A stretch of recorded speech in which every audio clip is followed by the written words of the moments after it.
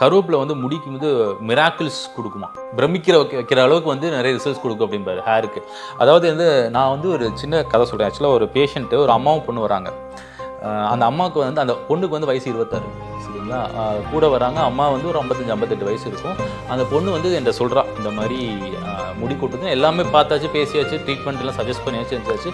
அந்த அம்மாவை பொண்ணு எந்திக்கும் போது அம்மா எந்திக்கிறாங்க. அந்த அம்மாவுக்கு வந்து பார்த்தீங்கன்னா 55 வயசு இருக்கும். அந்த அம்மாவுக்கு முடி இங்கே இருக்குது, முட்டிக்கு கீழே, தடி 55 வயசு 58 வயசுன்னு சொல்கிறாங்க. ஒரு முடி கூட நரமுடி கிடையாது, ஒரு முடி கூட நரமுடி கிடையாது. நான் உடனே திருப்பி உட்கார வச்சு, உங்கள் பொண்ணு தானம்மா, உங்களோட ஜீன் கொஞ்சம் வந்திருந்தாலே இந்த பொண்ணுக்கு முடி நல்லா இருந்திருக்குமே, என்னாச்சு இந்த பொண்ணுக்கு எப்படி முடி கொட்ட ஆரம்பிச்சுன்னா, அவங்க சொல்கிறாங்க, எனக்கு இந்த மாதிரி தான் முடி இருந்துச்சு டாக்டர், எனக்கு திடீர்னு முடி வளர ஆரம்பிச்சிச்சு அப்படின்றாங்க.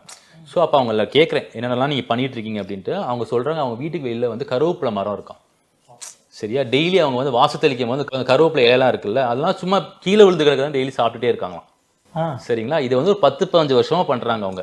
என் பிள்ளைங்களுக்கு கொடுத்தா சாப்பிட மாட்டேன் டாக்டர், நான் சாப்பிட்றேன், சாப்பிட ஆரம்பிச்சதா என்னன்னு தெரியல, எனக்கே தெரியல, அவங்களுக்கும் தெரியல, எனக்கும் கன்ஃபார்ம்லாம் தெரியல அதானான்ட்டு. ஆனால் இவ்வளோ முடி இருக்கு அவங்களுக்கு, வெறும் கருவேப்பிலை தான். அவங்க எந்த ட்ரீட்மெண்ட்டும் எடுக்கல, எதுவுமே பண்ணல. ஸோ அப்போ என் ப்ரொஃபஸர் சொன்னது ஞாபகம் வந்துச்சு, ஒருவேளை கருவேப்பிலை சாப்பிட்றதுனால இவ்வளோ முடி வளர்ந்துருக்குமோ அப்படின்ட்டு. வெறும் 15 இயர்ஸ் டெய்லி அந்த வாசல் தொளிக்கும் போது ஒரு 5 இலையை எடுத்து சாப்பிட்றது, 2 பழம் எடுத்து சாப்பிட்றது, இதுதான் ஒரு ரொட்டீன். அதுலேயே இவ்வளோ பெரிய, ஆமாம், இவ்வளோ முடி, இவ்வளோ தடிசாக இருக்குது. 58 வயசுக்கு அது ரொம்ப ஜாஸ்தியான முடியாது. ஒரு முடி கூட வெள்ள முடியல, எல்லாம் கருப்பாக இருக்குது. நியர்லி 60, அவ்வளோ ஆல்மோஸ்ட் 60. அவங்களோட 20 வயசுல கூட உங்களுக்கு அந்த அளவுக்கு முடியலையா, இப்போதான் இவ்வளோ முடி வளர்ந்துருக்குன்றாங்க. ஸோ அப்போ என் ப்ரொஃபஸர் சொன்னது ஞாபகம் வச்சு, ஒருவேளை கருவேப்பிலை வந்து இந்த மாதிரிலாம் ரிசல்ட் கொடுத்துருக்குமோ அப்படிங்கிறது வந்து எனக்கு ஒரு டவுட்டாக இருந்துச்சு. அப்போ வந்து என்னென்னா, அப்போ நான் டாக்டர்கிட்ட பேசினேன், ஆயுர்வேதிக் டாக்டர்ஸ்கிட்ட பேசினேன். கருவேப்பிலை எந்த அளவுக்கு சாப்பிட்லான்னா, கருவேப்பிலை மட்டும் பார்த்தீங்கன்னா டெய்லி வந்து ஒரு 5-6 இல்லை மேக்ஸிமம் 10 இலைக்கு மேலே சாப்பிடக்கூடாது. அது வந்து அதிகப்படியாக சாப்பிடும்போது ரத்தம் ஊறாயிர ப்ராப்பர்ட்டிஸை வந்து ஆல்டர் பண்ணுது போல். அதனால் கருவேப்பிலை ஜூஸாக அடிச்சு யாரையும் குடிக்க சொல்லாதீங்க அப்படின்னு அந்த டாக்டர்கிட்ட சொன்னார், நேச்சுரோபதி டாக்டர்கிட்ட சொல்லும்போது சொன்னார்.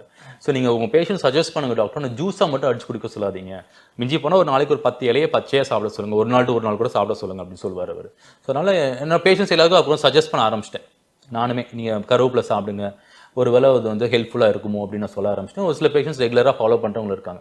ஸோ அந்த அம்மா நான் பார்த்ததுக்கப்புறம் தான் நான் வந்து முடிவு பண்ணேன், உணவில் வந்து ஒரு சின்ன கருவேப்பிலையே இவ்வளோ சேஞ்சஸ் ப்ரொடியூஸ் பண்ணுதான், அப்போ நம்ம உணவில் எத்தனை விஷயங்களை மாற்றம் பண்ணால் முடி நம்மளுக்கு ஆரோக்கியமாக இருக்கும் அப்படிங்கிறது தெரிய வந்துச்சு.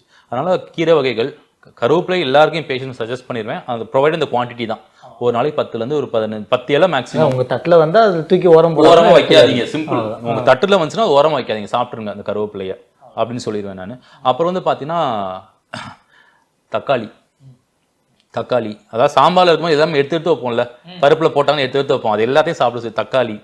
அப்புறம் வந்து பார்த்தீங்கன்னா பொமோகிரானட் ஃப்ரூட்ஸில் வந்து மாதுளை தாராளமாக சாப்பிட்லாம், நெல்லிக்காய். அப்புறம் வந்து பார்த்தீங்கன்னா கீரை வகைகள் சொல்லிட்டேன், நட்ஸு, எல்லா நட்ஸையும் வந்து ஒவ்வொரு நாளும் ஒவ்வொரு நட்ஸ், ஒரு நாளைக்கு 5 பாதாம் சாப்பிடுங்க, ஒரு நாள் 2 வால்நட் சாப்பிடுங்க. ஸோ ஒவ்வொரு நட்டையும் ஒவ்வொரு நாள் சாப்பிடுங்க, ரொட்டீனில் வச்சுக்கோங்க நீங்கள். ஸோ இந்த மாதிரியான விஷயங்கள் எல்லாமே நம்ம ஆரோக்கியமாக ஃபாலோ பண்ணும்போது நிறைய ரிசல்ட்ஸ் இருக்குது நம்மளுக்கு. ஆனால் இது வந்து பார்த்தீங்கன்னா இன்னைக்கு சாப்பிட்டு நாளைக்கு ரிசல்ட்ஸ் இருக்குமானா கண்டிப்பாக கிடையாது. இதை நீங்கள் வருடக்கணக்காக பண்ணிக்கிட்டே இருக்கும். ஓகே, ஹெல்த்தியான ஹேபிட்டுங்கிறது ஒரு லைஃப் ஸ்டைலாக மாறிடும். நீங்கள் ஒரு கிட்டத்தட்ட பார்த்தீங்கன்னா ஒரு வருஷத்துக்கு நீங்கள் ரெகுலராக ஃபாலோ பண்ண கண்டிப்பாக சேஞ்சஸ் தெரிய ஆரம்பிச்சிடும். ஏன்னா இதுவே ஒரு மருந்து தானே, உணவே மருந்து. அப்போ இதையும் நீங்கள் மருந்தாக சாப்பிடும் போது மருந்து கூடிய எஃபெக்ட் இருக்க தான் செய்யும் உடம்புல. ஸோ டெஃபினட்டாக சேஞ்சஸ் நிறைய பேருக்கு இருக்குது. ஆனால் இது வந்து அது எந்த லெவல் ஆஃப் முடி கொட்டுறதுன்னு அர்த்தம். முடி ரொம்ப சொட்டையெல்லாம் அவங்க போய் சாப்பிட்டாங்கன்னா அதெல்லாம் ஒன்றும் ஆகாது.